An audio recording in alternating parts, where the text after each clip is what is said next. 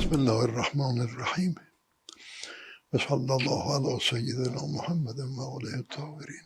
عرض به حضورتون که آشنایی بنده با ایشان تقریبا میشه گفت از سال 1357،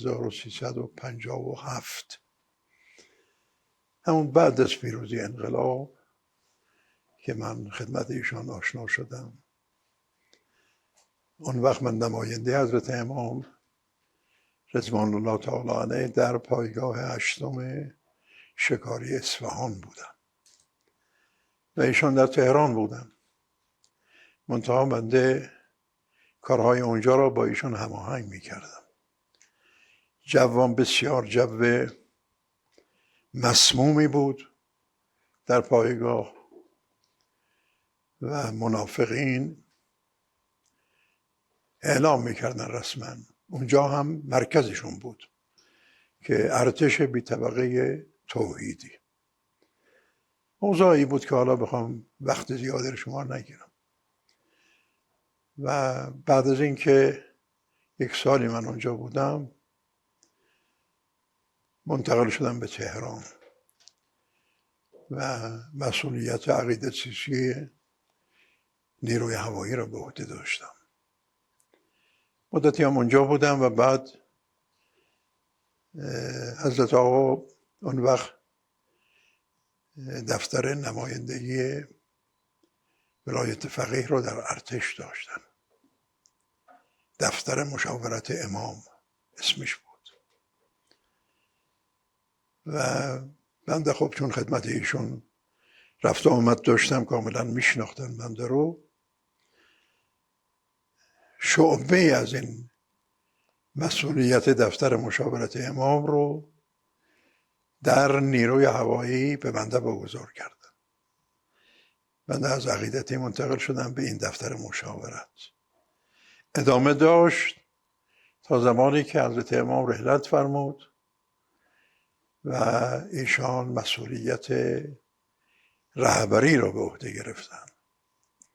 پیغام دادن به بنده که شما بیا من ببینم شما را، با شما کار دارم.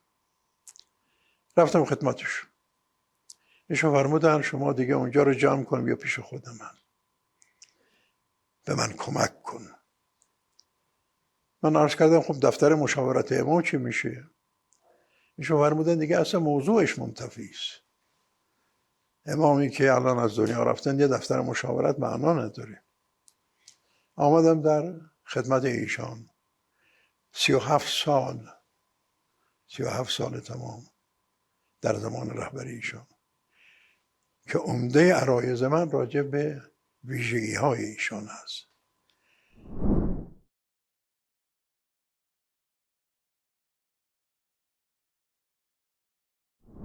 من الان 10 مورد رو خدمتتون عرض میکنم که آنچه که من یافتم از ایشان. عالمی بود، حکیم، خطیبی بود توانا، ویژگی های ایشان. سیاستمداری فوق العاده که در ملاقات های رسمی که ایشان داشتن با رؤسای کشورها، هم از ریاست جمهوری یا چیز دیگری، و بنده غالبا حضور داشتم در اون جلسات، یک سر و گردن از همه بالاتر بود. چند کلمه که صحبت میکرد همه جا میزدن، کاملا محسوس بود. به گونه ای که وقتی آقای پوتین رئیس جمهور فعلی روسیه آمد اونجا برای ملاقات، اولین ملاقاتشون هم بود، بعد از پایان ملاقات به من سفارش میکردن مواظب آقا باش. سفارش ایشون رو به من میکردن. اینجور بود. عرض به حضورتون که ایشان دارای هوش فوق‌العاده‌ای بود، واقعا استثنایی بود. حافظه بسیار قوی داشت. خاطرات گذشته های دور همه در ذهنشون بود و یک رجالی کم نظیر در مسئله رجال فوق‌العاده بود. میدانید یکی از لوازم اجتهاد رجاله، که یک مجتهد حتما باید رجال را آشنا باشه، بدانه که این حدیثی که وارد شده آیا صحیح است، صحیح نیست، سندش ضعیف نیست، همین ها را بررسی کن. ایشون خیلی کم نظیر بود، علاوه بر این که علمای بزرگ دورانهای مختلف را به خوبی میشناخت. مثلا به عنوان مثال من عرض بکنم، اگر بهشون میگفتن آقا باقر بهبهانی کیه، مثلا شاگردانش کیان، همه را میشمرد. شاگردان برجسته را، میرزای قمی کی مولا احمد نراقی و همینطور. مثل اینکه حالا اونجا حضور داشته و میشناخته. با قرآن بسیار مانوس بود. ایشون غالبا با قرآن مانوس بود. این برای من محسوس بود، کاملا میدیدم. و در ماه مبارک رمضان که الان جایشان خالی است، مقید بودن در هر ماه رمضان 2 ختم قرآن بخونن و میخوندم 2 ختم قرآن تمام در ماه مبارک رمضان.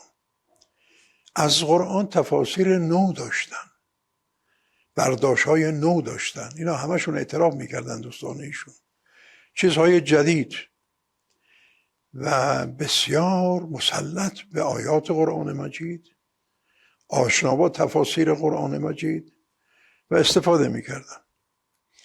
علاوه بر این شاعر توانایی بودن. اینو من خدمتتون عرض کنم، یکی از اشکالات ما حجاب معاصرته. یعنی اگر کسی با یک آدم فوق‌العاده‌ای مثل ماها معاصر باشیم، آنطور که باید نمیشناسیم. گذشته زمان لازم هست. حجاب معاصرت یک حجاب است. این مسئولیت سیاسی ایشان که رهبری باشه، محاسن دیگر ایشان را که کم نظیر بود پوشانده. شاعر بودن، خطیب بودن، حکیم بودن، عالم بودن، فقیه بودن، مجتهد بودن، همین ها را داشتن. منتها مردم فقط همین رهبری سیاسی ایشون بیشتر در نظرشون بود. و خب ایشون مرا با شعر آشنا کرد. حالا نمیدونم اطلاع دارید یا نه، من گاهی شعری میگم و غزلی میگم، دارم هم چیزایی رو. به من گفتن تو طبع شعر خوبی داری، شعر بگو، زیاد شعر بخوان. و من این کار رو میکردم. گاهی غزلی میگفتم، قصیده‌ای میگفتم، خدمت ایشون میگفتم، میخوندن، تحسین میکردن، اشکالاتشون میگفتم. و با شعرای بزرگ آشنا بودن. هر سال ما سفری به مشهد داشتیم در خدمت ایشان. یک روز استثناء قرار میگذاشتم با شعرای برجسته قدیمی دوستان خودشان در آنجا. 4 نفر بودن که خیلی برجسته بودن در مشهد. بله، حالا اسامیشون یادم رفته، بعضیشون یادم هست. و یک روزی را 2-3 ساعتی را با ایشان، با اینها بودن، از گذشته ها میگفتن، شعر میخوندن، شعر میشنیدن. حالا همتن کمتر شعراشون را میدادن به این و اون، که خیلی کم. ولی الان که دیگه از دنیا رفتن، خوبه که آقایونی که مسئولیت دارن این اشعار را دیوانش بکنن، چاپ بکنن. خیلی مناسب. غرض این که این برجستگی های ایشون بود. عرض به حضورتون که در زندگی شخصی ایشون، که اینا نکاتی است که واقعا درسه برای همه ما، مخالف تجمل بودن. با تجمل گرایی شدیداً مخالف بودن. زندگیشون به قدری ساده بود. به من میگفتن تمام وسایل زندگی شخصی من 1 بار وانت میشه، شاید هم کمتر. این حرف ایشونه. غیر از کتاب زیاد داشتم. تا میگفتن تمام وسایلی که حالا آشپزخونه با یخچال و چه و فلان اینا 1 بار وانت بیشتر نمیشه. شوخی نیست. ما بسیاری داریم که جاذبه های دنیا آنها رو منحرف کرد. ایشون این دنیایی که با همه وجود به ایشان رو آورده بود پس میزد. یاد فرمایش جدشان افتادم که فرمود دنیا غری غیری قد طلقت که 3. این فرمایش امیرالمومنینه. دنیا برو سراغ دیگران، سراغ من نیا. من تو را 3 طلاقه دادم. اگر میخواید اطلاعات بیشتری در این زمینه داشته باشید، با مسئول کمیته امداد یه صحبتی بکنید. خب هدایای مهمی برای ایشون از جاهای مختلف می آمد، از سایر نقاط دنیا، از کشورهای مختلف، از خود ایران. ایشون اصلا نگاه نمی کرد، به اندازه مصرف جزئی خودشون برداشت داشتن، بقیه‌اش رو میفرستادن برای کمیته امداد یا جاهای دیگر. در اقصا نقاط کشور به فقرا رسیدگی میکرد. این روش ایشون بود و خودشون بهرهشون و استفادهشون از این مسائل بسیار کم بود. قرار از این که با تجملات ایشون مخالف بودن. شما الان ملاحظه بفرمایید این تجملات با زندگی های مردم چه کرده؟ یه عروسی، یه عقد. ایشون مقید بود که اگر عقدی میخواند 14 سکه بیشتر نباشه. البته الان 14 سکه خیلی قیمتش زیاد شده، اون زمان 14 سکه بیشتر نمیگرفتن. و اگر کسی از دوستانشونم نزدیکانشون، من سراغ دارم افرادی را، می آمدند و آقا خیلی خاطرشون رو میخواستن، میگفتن این عقد پسر ما را یا دختر ما را بخونید 100 تا یا 110 تا سکه. میگم خواهش میکنم ببرید جای دیگه بخونید، من بیش از 14 سکه نمیخوانم. عروس عزیز من، دختر بزرگ ایشون که عروس بنده هستن و او هم شهید شد در این برنامه، در این حمله، وقتی که من خواستگاری کردم و موافقت فرمودن، من گفتم آقا این قلم، این کاغذ دست شما، هر چی میخواید بنویسید برای مهریه. فرمود یعنی من بیش از اون چیزی که به مردم سفارش میکنم برای خودم در نظر بگیرم؟ نه، همونی که برای دیگران هست برای خود من هم هست، همون 14 سکه. اینجور بود روششون. عرض به حضورتون که از ویژگی های ایشون باز عرض به حضورتون اهل تهجد و شب زنده‌داری بود. معمولا 2 ساعت قبل از اذان صبح ایشون بیدار بودن و هر شب سوره یاسین میخوندن در سحرها. 2 ساعت تمام بیدار بودن، با خدای خودشون خلوت میکردن، راز و نیاز داشتن، باکی بودن، اشک میریختن شبها. و این ادامه داشت، این بیداری تا اذان صبح. نماز صبحشون رو میخوندن، نزدیک طلوع آفتاب استراحت مطلقی داشتن و سر کار میآمدن و پرکار. سن ایشون 84-85 سال شد دیگه تا به شهادت رسیدن. ایشون میگفتن من وقت کم میارم، برای من وقت کمه، کار زیاده. خیلی پرکار بودن، مقید بودن که وقتشون بی خود هدر نرود و در این زمینه بسیار کار کردن. حالا من بخوام مثال براتون بزنم زیاده مثالش. عرض به حضورتون که مثلا حالا به عنوان مثال بعد نیست عرض بکنم، ایشون شخصا فرماندهی کل قوا را به عهده داشتن. حضرت امام فرماندهی کل قوا را واگذار کرده بودن به آقای هاشمی رفسنجانی و به حضرت آقا. خودشون اصلا دخالت در این مسائل نداشتن، ایشون شخصا فرماندهی میکردن. هفته 1 روز در هفته مخصوص مسئولین نیروهای مسلح بود، معمولا روزهای یکشنبه. دیگه دفتری ها اون روز کاری با آقا نداشتن، چون تمام وقت سوال میکردن، پرسش میکردن، جستجو میکردن، دستور میدادن، اداره میکردن. اگر شما بخواید خوب بفهمید که چجور بود، اون وقتی که ایشون عهدهدار این مسئولیت شدن، تا پایان وضع نیروهای مسلح ما چجوریه؟ چقدر آمدن بالا؟ الان امریکا و اسرائیل تنشون میلرزه. این جایی بود که 6 روز 3 کشور بزرگ رو شکست داد: اردن، سوریه، مصر. معروف جنگ 6 روزه. چی شد که الان هیچ آسایش و امانی نداره و این هیمنه شکسته شد؟ نه تنها اونو، امریکا. کی جرأت میکرد به امریکا بگه بالای چشم دبروس؟ هر کار میخواستن میکردن. ما انتظار داریم که اینها مقدمات ظهور حضرت بنی اسد صاحب الزمان علیه السلام باشه. قصدشون اهل تهجد بودن، اهل شب زنده‌داری بودن و حوزه های علمیه، مخصوصا حوزه علمیه قم عنایت ویژه داشتن. اگر نبود پشتیبانی های ایشان از حوزه علمیه معلوم نبود باید چه جوری هست. علاوه بر این انسان هایی که بازنشست شدن هستن الان در گوشه و کنار، در نقاط دور عالمی هست 20 سال 40 سال توی مسجد نماز میخونده، عالم شهر بوده، الان وضعیتش دیگه بازنشسته شده، نمیتونه حرف بزنه، نمیتونه کاری انجام بده، هیچ کس به اون نمیرسید. ما یک گروهی رو درست کردیم کارشون رسیده به این هاست.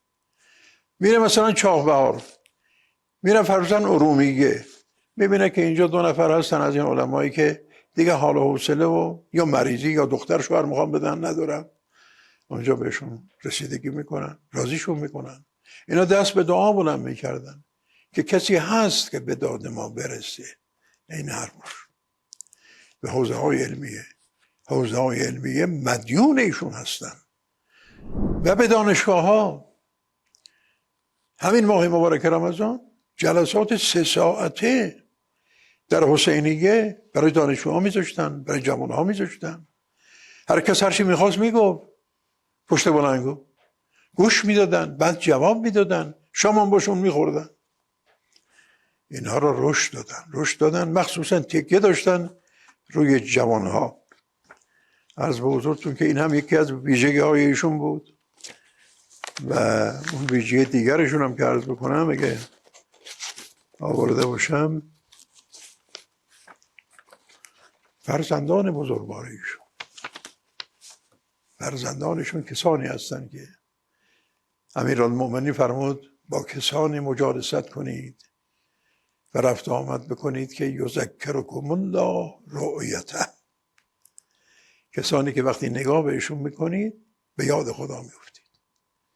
من شهادت میدم اینا اینجوری هستند، بچه های آقا اینجوری هستند. آدم نگاهشون میکنه، چهره نورانی بدون توقع. ما دیگران هم دیدیم بعضی ها رو مقایسه بکنیم خیلی تفاوت دارن. با همه وضعیت موجودی که دارن، حالا دیگه نمیخوام بیش از این توضیح بدم، دارن زندگی میکنن، درس میدن، 4 پسر دارن، هر 4 پسر طلبه هستن، 2 دختر دارن که دختر بزرگشون عروس من هست و دختر کوچکشون هم عروس آقای مصباحی که آقای مصباح در این قضیه شهید شد، او هم جز شهداست. عرض به حضورتون که دختر بزرگ من که دختر کوچکی داشت، نمیدونم دیدید تصویرشو، مشاهده کردید. آقا وقتی تشریف میاردن منزل، میشه گفت در اکثر اوقات این بچه در آغوش آقا بود. ماها خب من و پدر بزرگش بودم، ماها کمتر او را میدیدیم، آقا با این انس داشت.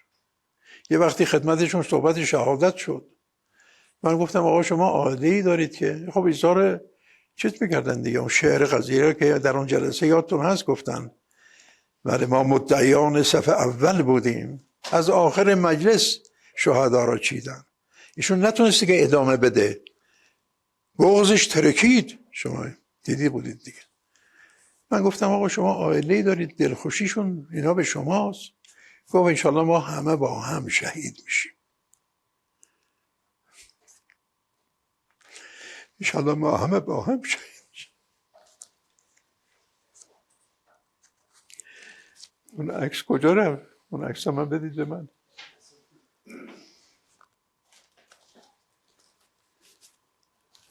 این بچه من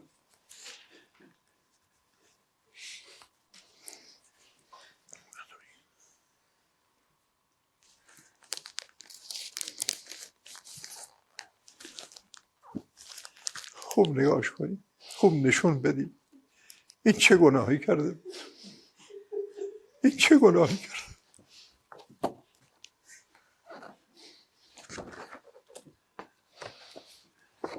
نگاه کنید،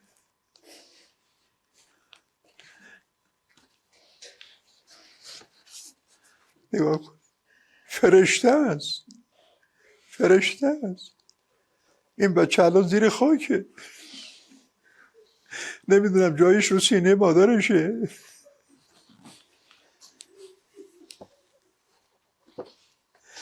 و اذا الموعودة سئلت بأی ذنب قتلت. حالا اینو بگم، دل خوشیشون آقا با این بچه بود، مثلا دل خوشیش با این بود.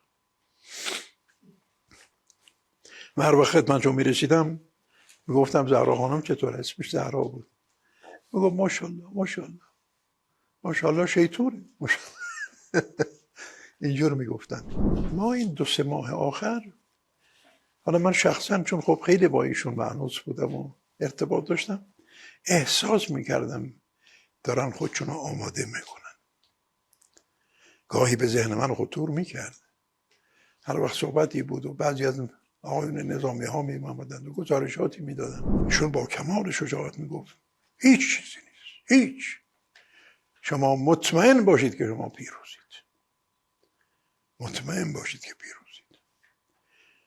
و کلام ایشون چقدر مؤثر بود، خیلی مؤثر بود. روی آقایون نظامی. بله؟ روی آقایون نظامی. بله روی آقایون نظامی ها. یکی از ویژگی های ایشون بود که نظامی هایی را، بخصوصا جوان ها را تربیت کردن. شما در اون جنگ 12 روزه بهترین ها را ما شهید دادیم. اون رؤسای نظامی ها که شهید شدن کم کسانی نبودن، چه فرمانده سپاه چه دیگران. اما همون روز ایشون جانشین داشتن، مثل که تو مشتشون بود و هیچ اوضاع به اندازی.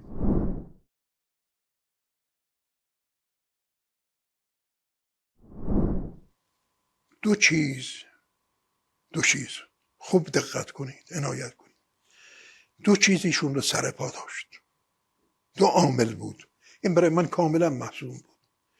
یکی توکل بر خدا، حسن ظن به خدا که خدا آنچه فرموده عمل میکنه، ینصرکم. توکل فوق العاده ای داشتن. و یکی هم توسل به اهل بیت. در این زمینه هم فوق العاده بودن. شما میبینید در همه مراسم ما در دفتر روزه داشتیم. روزخوانی برای حضرت زهرا سلام الله علیها به این شدت نبود در گذشته. رسما عملا 5 روز تمام برای حضرت زهرا سلام الله علیها روزه میخوندن. در غیر این هم ایام برای شهدای، برای ائمه معصومین دیگر در دفتر روزه داشتن، خودشون شرکت میکردن. خودشون در میان این ائمه معصومین، در این 14 معصوم هم بیشترین توجه را به حضرت زهرا داشتن و ابا عبدالله الحسین علیه السلام و حضرت حجت عجل الله تعالی فرجه الشریف. رفتم برای افتتاح صحن مطهر حضرت زهرا سلام الله علیها در نجف، دعوت کرده بودم. برگشتم گفتم آقا من اونجا از امام حسین علیه السلام تقاضا کردم، استدعا کردم، التماس کردم که جناب عالی را این توفیق نصیبتون بشه بیاید به پابوس جدتان امام حسین. حضرت فرمود انشاءالله خدا دعای تو رو مستجاب بکنه. آرزوش این بود که نشد. متوسل بود به امام حسین علیه السلام شدیداً و حضرت حجت سلام الله علیها. هر از چندگاهی جمع کرام مشرف میشد. اونجا خب یه وقتی هم میرفتن که زواری نباشه چندان، ما هم میرفتیم یه گوشه و ایشون به حال خودشون بودن، ما که نمیدونیم چی میگفتن، ولی خیلی طولانی میشد. سر به سجده میگذاشتن، چه میگفتن و استمداد میطلبیدن. و یقینا ما در روایت داریم، در بهارالانوار هست که گمان نکنن شیعیان ما که اونها را به خودشون واگذار کردیم. این چنین نیست. به هر صورت این دو عامل، می‌خواستم این رو تاکید کنم، توکل بر خدا و حسن ظن به خدا و توسل به اهل بیت علیهم السلام، مخصوصا این 3 نفر، فاطمه زهرا سلام الله علیها، ابا عبدالله الحسین علیه السلام و حضرت حجت عجل الله تعالی فرجه الشریف.